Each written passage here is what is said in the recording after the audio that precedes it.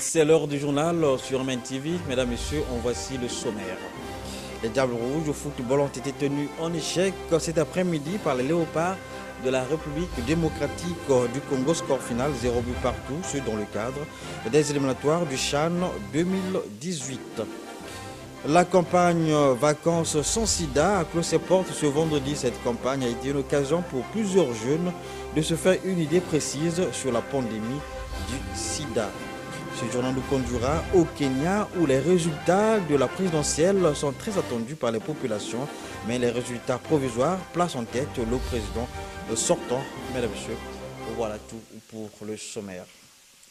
Bienvenue au journal. Clôture ce vendredi à Brazzaville de la campagne Vacances sans sida, couplée à la célébration en différé de la journée mondiale de la population. Cette campagne organisée par l'association Serment Universel en collaboration avec la Croix-Rouge française et la Fondation MTN Congo a permis à plusieurs jeunes d'améliorer leur connaissances sur le VIH-Sida. On fait le point avec Bienvenue Pungi Pungi.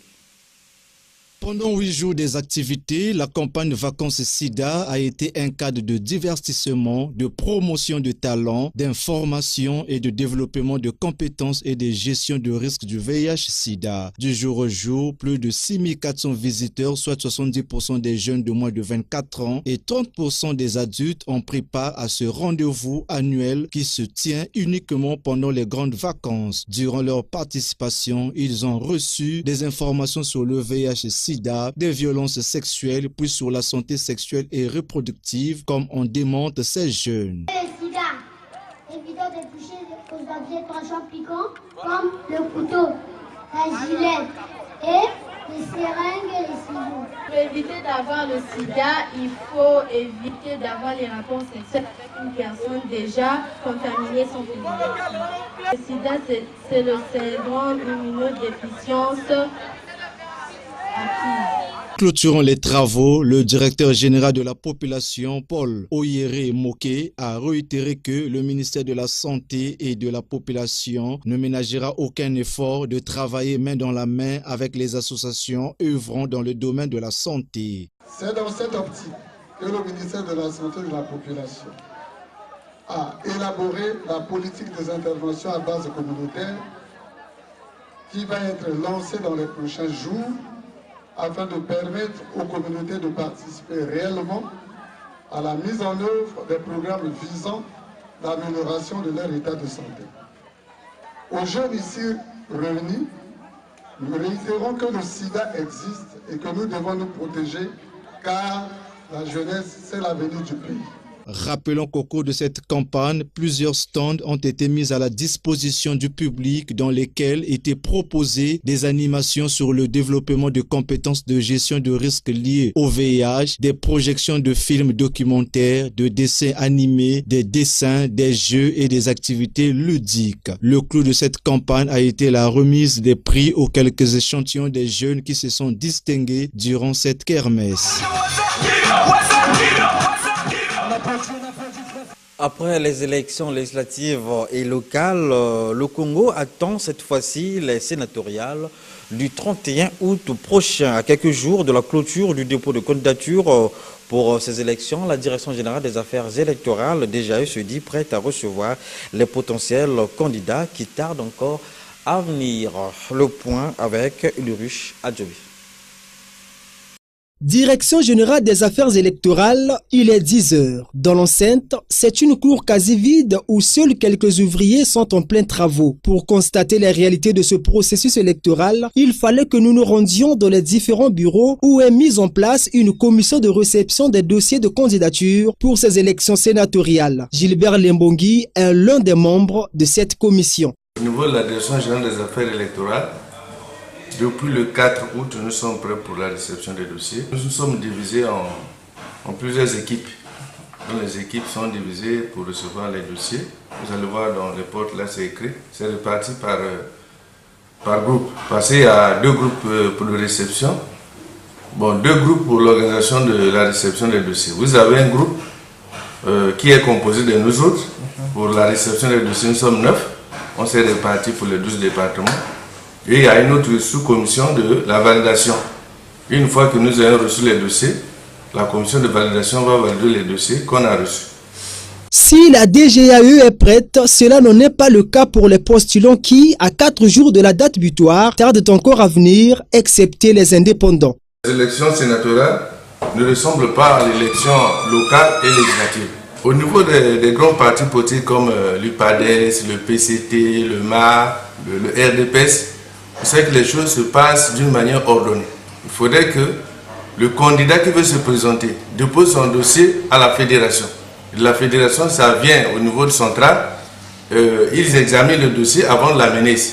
Si bien qu'à ce moment, nous ne recevons que les candidatures indépendantes. Convoqué par décret présidentiel numéro 2017-270 du 31 juillet 2017, les élections sénatoriales du 31 août prochain seront le dernier scrutin qui complétera les institutions électorales de la nouvelle République. Aux différents états-majors politiques et autres indépendants de hâter les pas afin que la mise en place de la marche vers le développement, programme de société du président Denis Sassou Nguesso soit effective. Car attendre le dernier jour pour le dépôt des dossiers de candidature ne facilitera pas la tâche à la DGAE.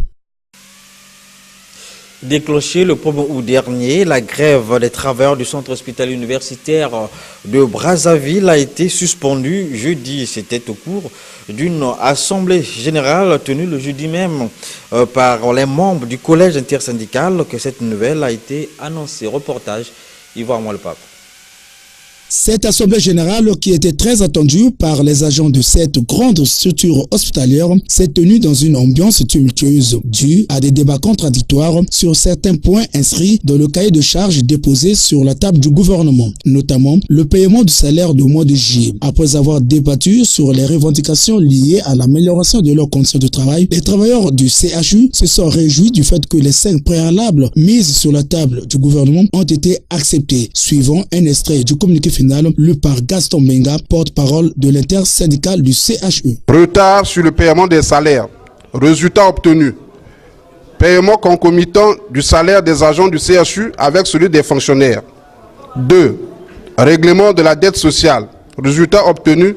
Une commission est mise en place pour réévaluer le montant de la dette sociale, contrôler les bénéficiaires et engager les poursuites judiciaires contre les auteurs de ces actes. 3. Cotisations et prestations sociales. Résultat obtenu. Poursuivre les démarches auprès du Trésor en vue d'un paiement régulier des cotisations sociales par employeur et par employé. 4. Amélioration de la communication avec la hiérarchie. Résultat obtenu. Institution d'un dialogue social chaque premier jeudi du nouveau mois. 5. Amélioration des conditions de travail. Résultat obtenu. Nécessité de l'appui financier et technique du gouvernement. 6. Exécution des recommandations de l'audit financier et organisationnel du CHU. Résultat obtenu. Formalisation de ces mesures par le comité de direction pour les rendre immédiatement exécutoires. Les travailleurs du CHUB réunis en assemblée générale le 10 août 2017 remercie le gouvernement de la République pour sa bonne volonté à négocier avec les partenaires sociaux. L'Assemblée générale des travailleurs décide de la suspension immédiate de la grève et la reprise effective du travail. Bien que la grève est suspendue, les travailleurs du CHU se sont résolus de reprendre le travail. La date du 11 septembre 2017 a été fixée pour examiner et faire le point de toutes les revendications. Hors de nos frontières, les Kenyans, toujours à l'attente des résultats de la présidentielle qui vient de se tenir il y a quelques jours. Selon les résultats provisoires donnés par la commission électorale, c'est le président sortant, Uhuru Kenyatta, qui sort vainqueur. Mais ces résultats sont contestés par l'opposition. Image de commentaire, France 24. Nous savons que nous nous battrons pour le droit, que nous défendrons la liberté et la justice du peuple kényan, mais nous devons le faire de manière constitutionnelle et nous devons nous assurer que le résultat est juste et équitable. Dans le même temps, nous appelons au calme, nous appelons la paix de nos voeux, nous appelons à l'unité au sein de la population de Kisumu. Personne ne devrait laisser Kisumu sombrer dans la violence. Je sais que nous aimons beaucoup ce pays et que le Kenya vaut la peine de mourir pour lui. Et si le Kenya vaut la peine de mourir pour lui, mon seul regret est que si je meurs, je ne mourrai qu'une fois. J'aurais aimé pouvoir mourir 2 fois, 3 fois et même 4 fois. Et nous allons faire tout ce qui est humainement possible pour nous assurer que Raila Amolo Odinga prête serment en tant que président de la République.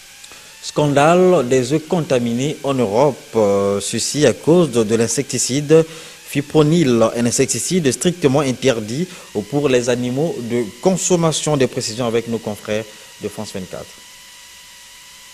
Le nom de cette molécule fait la une depuis plusieurs jours. Alors le fipronil, c'est quoi? Un insecticide utilisé pour éradiquer les puces, tiques et acariens sur les animaux de compagnie. Il y en a dans les colliers et pipettes pour chiens et chats, mais son utilisation est interdite pour les animaux destinés à la ponte ou à la consommation humaine. Le fipronil est considéré comme modérément toxique pour l'homme. Il faudrait manger entre 7 et 15 œufs contaminés par jour pour subir des effets négatifs sur les reins, le foie et la thyroïde. Quel impact en France? 7 usines ont reçu des lots contaminés. Dans ces usines, les œufs sont transformés en liquide et utilisés par des entreprises agroalimentaires pour faire des gâteaux, des sauces ou des pâtes par exemple. Ce vendredi, le gouvernement a reconnu que d'avril à juillet, 250 000 œufs contaminés ont été vendus en France. La Corée du Nord menace d'attaquer Guam, un territoire rattaché aux États-Unis. Pyongyang choisit cette île de 550 km² du fait qu'elle porte le poste le plus avancé des États-Unis dans le Pacifique et est d'une grande importance. Le reportage est de nos confrères de France 24. Guam, 550 km² au cœur des tensions et de l'attention internationale. Île principale de l'archipel des Mariannes dans le Pacifique Ouest, Guam a une situation géographique stratégique et délicate à la fois. L'île est le poste le plus avancé des États-Unis dans le Pacifique, mais elle est située à seulement 3380 km de la Corée du Nord, c'est-à-dire à la portée de ces missiles qui peuvent atteindre des cibles distantes de 5000 km. L'île de Guam est aussi et surtout un avant-poste militaire américain. Elle compte 6000 soldats répartis sur 2 bases aériennes et navales. Un quart du territoire de l'île appartient à l'armée. Guam est équipé du système antibalistique américain THAAD, conçu pour détruire des missiles de moyenne portée en phase d'approche. Historiquement, l'île de Guam était le point de départ des bombardiers américains engagés dans la guerre du Vietnam et une base stratégique pendant la guerre de Corée. Avec ses plages de sable fin, l'île de Guam est aussi un paradis touristique et fiscal. Elle accueille chaque année 1 500 000 touristes pour 162 000 habitants. Si les autorités prennent très au sérieux les menaces nucléaires de Pyongyang, elles rassurent la population et affirment être équipées pour y faire face. Revenons au Congo pour parler sport match aller, comptant pour les éliminatoires du CHAN édition 2018 qui se jouera au Kenya. Les Diables Rouges au football ont été tenus en échec cet après-midi au stade de l'Unité à Kinshasa par les Léopards de la République démocratique du Congo. Score final 0 but partout. Le match retour se jouera dans une semaine à Kinshasa. Rappelons que cette compétition ne concerne que les joueurs évoluant dans les championnats nationaux. Il ne reste qu'au staff technique des Diables Rouges de bâtir des stratégies nouvelles pour prétendre se qualifier. Les rideaux de la 48e édition du championnat national de handball élite sont tombés hier au gymnase Henri Elendé de Brazzaville au grand bonheur de Caïman en hommes et à Beausport en dames. L'organisation de la compétition a été jugée parfaite. Des précisions avec Louis Ernest Paulin Bacala.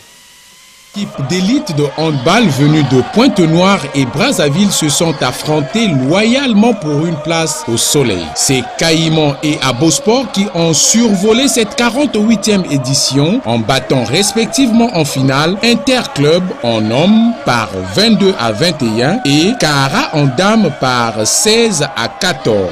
2 finales qui ont répondu à l'attente des férus du handball vu la qualité de jeu très disputée. Un pari gagné pour pour le président de la Fédération congolaise de handball qui a tout mis en œuvre pour la bonne organisation de cette compétition. Par ailleurs, Jean-Claude Ibovi a sollicité l'implication du chef de l'État, Denis Sassou Nguesso, pour une meilleure préparation de la Coupe d'Afrique des Nations de handball Brazza 2018, dédiée à sa fille aînée et ancienne première dame du Gabon, Edith Lucie Bongo Ondimba. Au terme de cette 48e édition du championnat national de handball, plusieurs récompenses ont été remises aux meilleures équipes. Et pour mission bien accomplie, un présent a été octroyé au président de la Fédération congolaise de handball, Jean-Claude Ibovi. Le classement définitif de cette 48e édition du championnat national de handball élite senior se présente comme suit. En homme, Caïman, suivi de l'Interclub, Petrosport Orange, Étoile du Congo, Patronage de Pointe-Noire, CTAB de Pointe-Noire, Munisport de Pointe-Noire et As Cheminot de Pointe-Noire boucle la marche. En dame, la palme d'or revient à Abosport, talonné de Cara, DGSP, ACL, Interclub, Patronage de Pointe-Noire et Banco.